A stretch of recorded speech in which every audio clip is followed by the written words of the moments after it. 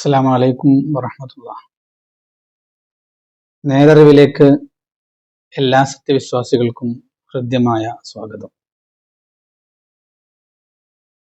വിശുദ്ധമായ ബലിപെരുന്നാളാണല്ലോ.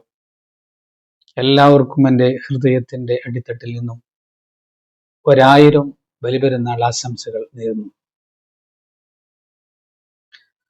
പ്രിയമുള്ളവരെ, വളരെ ശ്രേഷ്ഠമായ ദിനങ്ങളിലൂടെയാണല്ലോ നമ്മൾ കടന്നുപോയിക്കൊണ്ടിരിക്കുന്നത്. ദുൽഹിജ്ജ 1 കടക്കുമ്പോൾ തന്നെ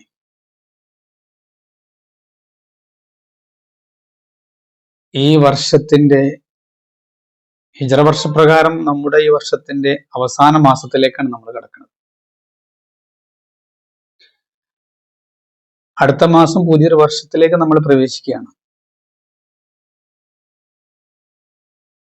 അപ്പൊ ഈ മാസം, ദുൽഹിജ്ജ മാസം, ഈ വർഷത്തിലെ അവസാനത്തെ മാസം നമ്മളോട് വിട പറയുന്നത് വലിയ ആഘോഷങ്ങളിലൂടെയാണ്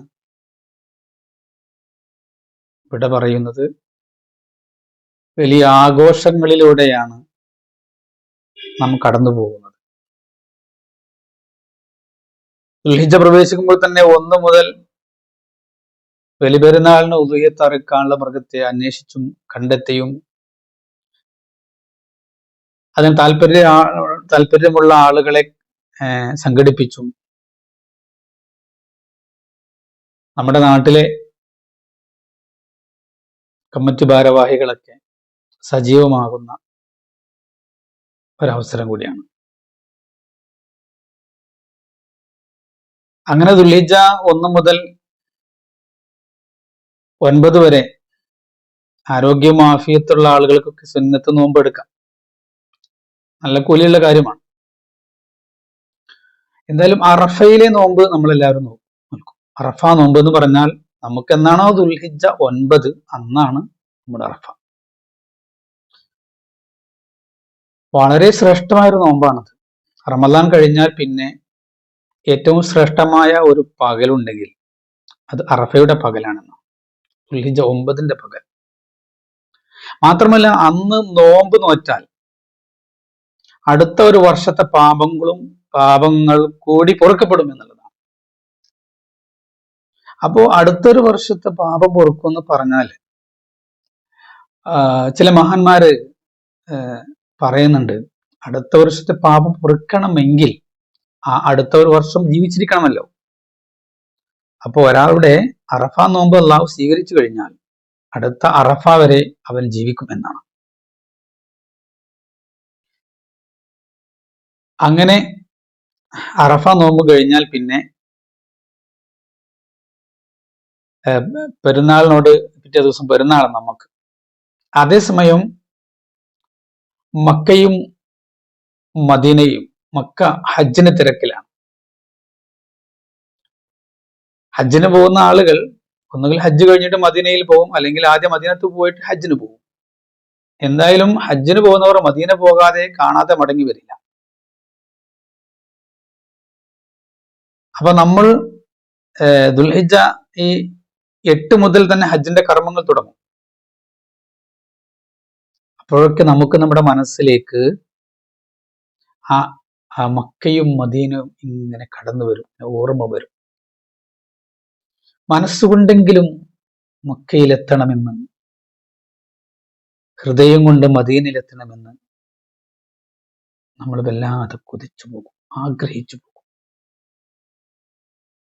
പരിശുദ്ധ കഅബയും മദീനയൊക്കെ നമ്മുടെ മനസ്സിലേക്ക് കടന്നു വരുന്ന പ്രത്യേക സന്ദർഭം കൂടിയാണ് ഈ ബലിപെരുന്നാൾ ദിനങ്ങൾ എന്നുള്ളതാണ്. അതുകൊണ്ട് ഹജ്ജിന് പോകാൻ കഴിയാത്ത നമ്മളൊക്കെ മനസ്സുകൊണ്ടൊക്കെ ഒന്ന് മക്കയിലേക്ക് പറക്കുക, മദീനയിലേക്കൊന്ന് നമുക്ക് പാറിപ്പറക്കാം. ഞാന് ഒരു മോന്റെ ഒരു പാട്ട് കേട്ട്, ആ ഗാനം കേട്ടപ്പോ ശരിക്കും മനസ്സൊന്ന് മക്ക മദീനയൊക്കെ എന്നിട്ട് മനസ്സിലേക്ക് ഇങ്ങനെ കടന്നു വന്ന പോലെ തോന്നി. നമുക്ക് ആ പാട്ടൊന്ന് കേട്ടിട്ട് വരാം. വളരെ മനോഹരമായ ഒരു ഗാനം. പതിവായി പരനോട് ദുഃഖമിറക്കി പലതാളിൽ പതിമാറ്റ തന്നിലുറക്കി പലരോടും എത്താനായി ചോദ്യമൊരുക്കി പഞ്ചാര മധുഹിൽ ഞാൻ വ്യതകളൊതുക്കി കരടാലെ കണ്ണിൽ തിമിരം സ്ഥിരമായി കരയാനായി കൽബിൽ ഇഖ്ലാസ് പോയി. എത്ര മനോഹരം അല്ലെ ഗാനം. നമ്മുടെ മനസ്സ് അങ്ങോട്ട് മക്കയിലേക്ക് എത്തുന്നത് പോലെ വളരെ നന്നായിട്ട് പാടി. അപ്പോ അങ്ങനെ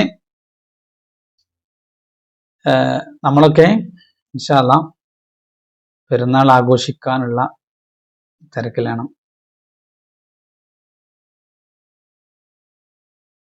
നമ്മൾ സത്യത്തിൽ ഈ കാലഘട്ടത്തിൽ പെരുന്നാൾ വന്നു എന്ന് നിങ്ങട്ട് തോന്നണില്ല അല്ലെ? ഒരു പെരുന്നാളിന്റെ ഒരു പ്രതീതി നമ്മൾക്ക് അനുഭവപ്പെടുന്നില്ല. പണ്ട് അങ്ങനെയില്ല.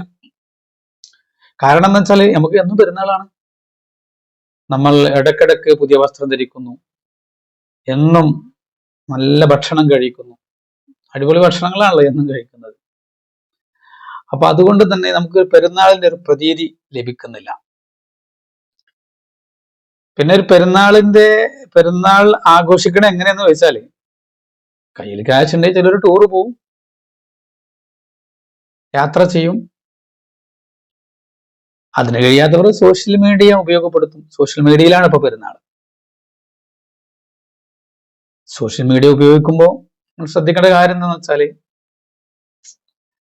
അതിൽ വേണ്ടതും വേണ്ടാത്തൊക്കെ ഉണ്ടാവും. അത് ഉപയോഗപ്പെടുത്തണം. വേണ്ടത് ഉപയോഗപ്പെടുത്തണം, വേണ്ടാത്ത ഒഴിവാക്കണം.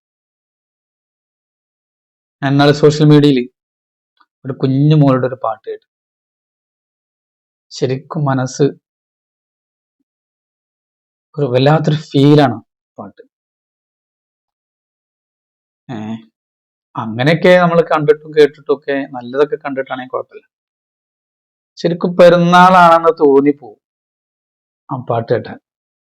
അതോടൊപ്പം മക്ക നമ്മുടെ മനസ്സിലേക്ക് കടന്നു വരും ചെയ്യും. ആ മോളെ പാട്ടും കൂടി ഒന്ന് കേട്ടിട്ട് തിരിച്ചു വരാം.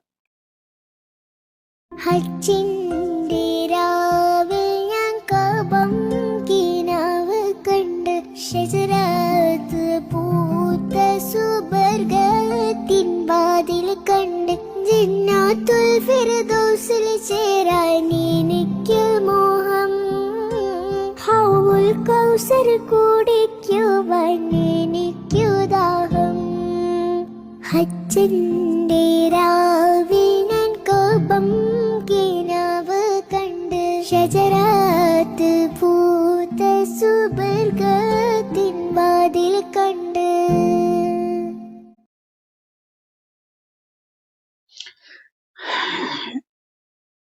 എത്ര മനോഹരം അല്ലേ? എത്ര മനോഹരം. എന്റെയൊക്കെ ചെറുപ്പത്തില് പെരുന്നാളിന് നമ്മള് പറമ്പിലേക്ക് കളിക്കാൻ പോവുക. അന്നൊക്കെ ഇപ്പൊ സോഷ്യൽ മീഡിയ ഒന്നുമില്ല. കാലത്ത് അന്ന് കറണ്ടൊന്നുമില്ല. ബാറ്ററിയിൽ റേഡിയോയിൽ കാലത്ത് പാട്ട് കേൾക്കും. അന്ന് രാവിലെ ഒരു 6:05 ഭക്തിഗാനം ഉണ്ടാവും. ഇന്ന് ഓർമ്മ വരും എനിക്ക്. രാവിലെ 6:05 ഈ കോഴിക്കോട് സ്റ്റേഷനിൽ ഒരു പണ്ട് കേട്ടൊരു പാട്ടുണ്ട്. ആ പാട്ട് ഇപ്പോഴും ഇങ്ങനെ മനസ്സിലിങ്ങനെ പഴയ ഗാനം. ഇബ്രാഹിം നബിയുള്ള ഉറക്കം പൂണ്ടേ, ഇറയോന്റെ കുതിരത്താൽ കനവ് കണ്ടേ. ഇബ്രാഹിം നബിയുള്ള ഉറക്കം പൂണ്ടേ, ഇറയോന്റെ കുതിരത്താൽ കനവ് കണ്ടേ. പണ്ടത്തെ ബലിപെരുന്നാൾ ആഘോഷം ഇങ്ങനെയൊക്കെയാണ്. റേഡിയോയിൽ പാട്ട് കേട്ട് അങ്ങനെ കളിക്കാൻ പോയി, വിരുന്ന് പോയി, അങ്ങനെയൊക്കെ ആയിരുന്നു. അപ്പോ ഇൻഷാ അള്ളാ നമ്മൾ ബലിപെരുന്നാളൊക്കെ വളരെ സന്തോഷത്തോടെ നമ്മളങ്ങനെ ആഘോഷിച്ചു കൊണ്ടിരിക്കുന്നു.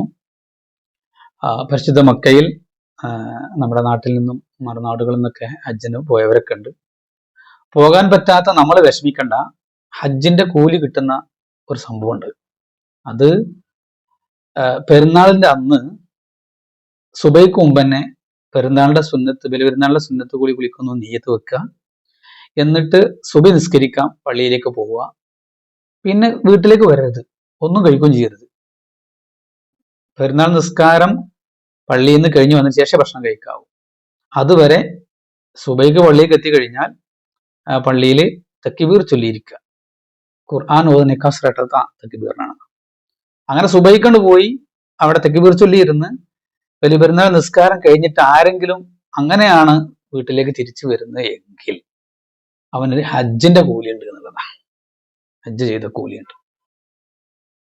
ഇൻഷാ അല്ലാ എന്തായാലും നമുക്ക് നമ്മളാരും അങ്ങനെ ചെയ്യാറില്ല, പോകാറില്ല. എന്തായാലും ഇൻഷാ അല്ലാ നേരിട്ട് തന്നെ നമുക്ക് ഹജ്ജ് ചെയ്യാൻ മക്കയിലെത്തണം. അള്ളാഹു തൗഫീഖ് നൽകട്ടെ. ഹജ്ജിന്റെ കർമ്മങ്ങളൊക്കെ കാണുമ്പോൾ നമുക്ക് വല്ലാത്തൊരു കൺകുളിർമയാണ്. ഇൻഷാ അല്ലാ ഹജ്ജിന്റെ കർമ്മങ്ങൾ ചെറുതായിട്ടൊന്ന് കണ്ടിട്ട് ഇൻഷാ അല്ലാ ഞാൻ അവസാനിപ്പിക്കാം. ഇൻഷാ അല്ലാ എല്ലാവരും ദുആയിൽ ഉൾപ്പെടുത്തണം. എല്ലാവർക്കും എൻ്റെ ഹൃദ്യമായ ബലിപെരുന്നാൾ ആശംസകൾ.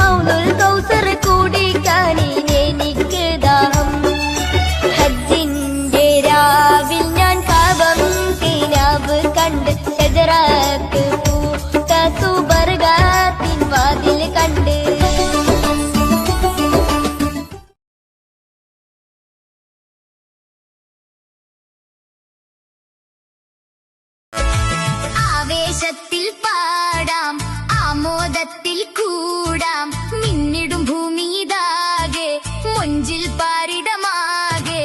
കനകം പെയ്തൊരു സുന്ദര നാളിൽ, കനവിൽ വന്നൊരു തക്ബീർ മഴയിൽ, കൺകുളിരേകും ബലിപെരുന്നാളിൽ, ഖൽബ് നിറഞ്ഞൊരു ഈദ് മുബാറക്. ആവേശത്തിൽ